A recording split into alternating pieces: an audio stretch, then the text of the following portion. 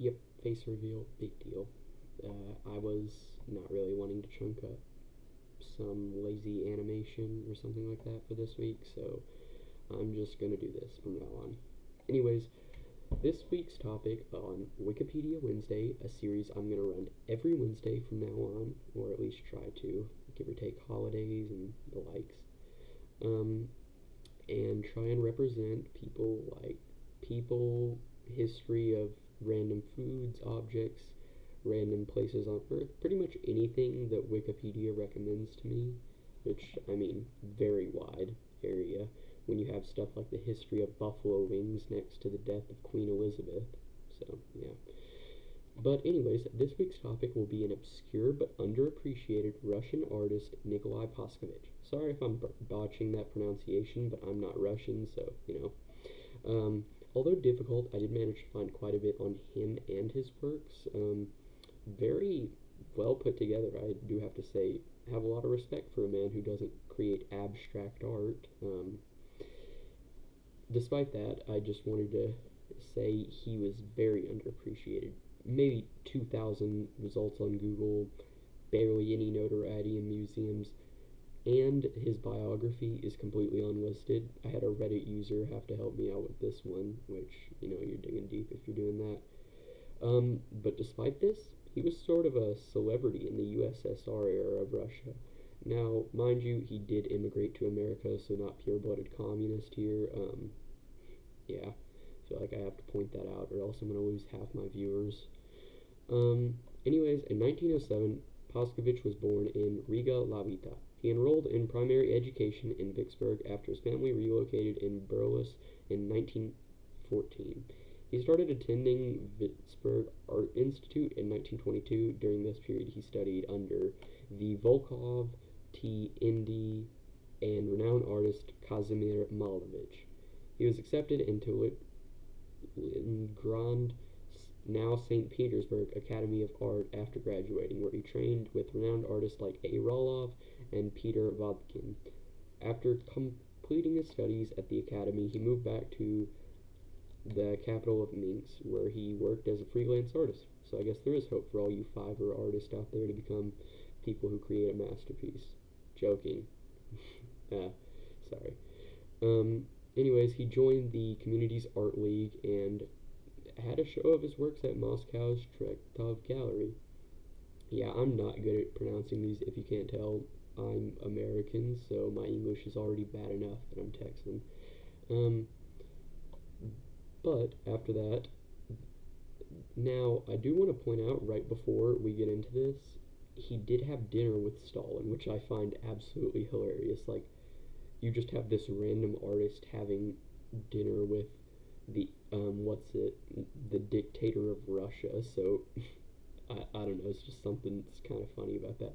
Also, I want to point out, because this is completely not related at all, but while researching this, I realized how much of a resemblance Stalin has at the age of 24 to Chandler from Mr. Beast. I'm going to put a photo side by side up now. I can't really tell a difference. It just looks like one of those old-timey filters on like Snapchat or something. This is completely unrelated, but I just wanted to mention this because I find it pretty funny. Yeah, but after this, this was after he had dinner with Stalin, by the way. The Germans invaded Minsk at the start of World War II. He managed to flee to Lithuania, where he was able to calmly take part in the city's artistic lifestyle for a short while. Once again, fleeing from the conflict in 1944, he eventually made it to Bavaria, where the Americans provided him and his family a place to stay in a displaced people camp. He immigrated to the States in 1949. This is when he started most of his works, or at least I presume so, because not a lot of them are dated, which really annoys me.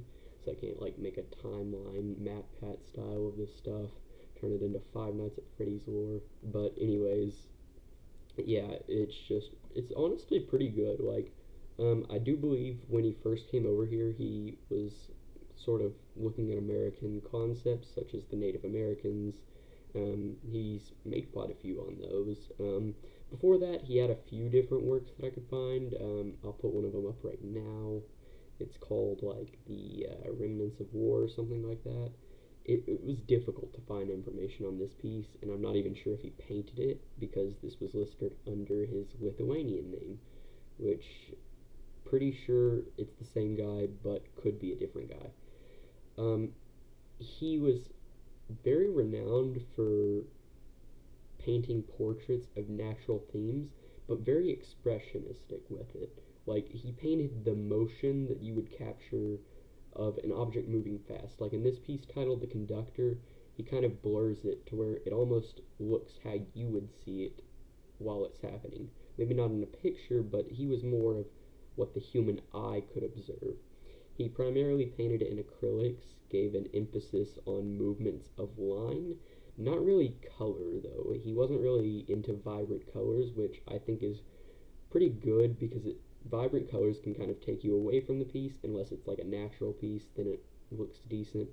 But I'm saying like as in the sense of if you can really notice the details of a black and white sketch rather than a colored painting. It requires a lot more effort to shade in the areas, that kind of thing, with just fewer colors.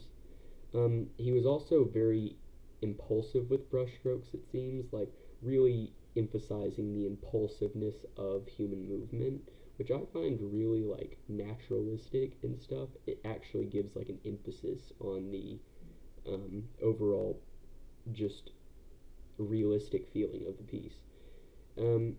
He has very minimal use of abstraction, which I am very thankful for. I actually had to shuffle this a few times because there were some people on here who were either A, political figures, or B, abstract artists, which was, it's either A, very difficult to find information on those people, or I'm not really gonna even mention the names of some of these pieces, which are just like one color that gradually shifts in hue towards the top, and it sells for millions of dollars.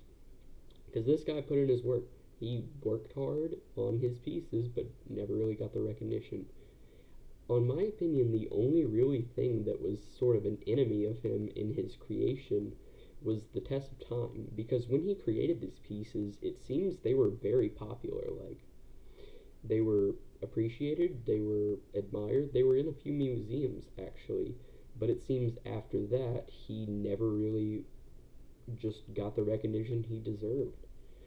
I want to end off on it with a quote from him. Universally, a work of art, all of its meaning is found in the most basic components, whether it be the color, the movement, or just simply the lines. The perfection of form and other components are found in the most basic of places. Anyways, that was episode 1 of Wikipedia Wednesdays, and that was Nicolay Paskevich, who I really appreciate. And thank you to all of you, Calvacy, people like that. Just thank you to the community, and I just want to give a shout out to Nicolay Paskevich, I guess. Make sure to show him and his work some support, and I just want to say thank you, stay toasty, and have a nice day.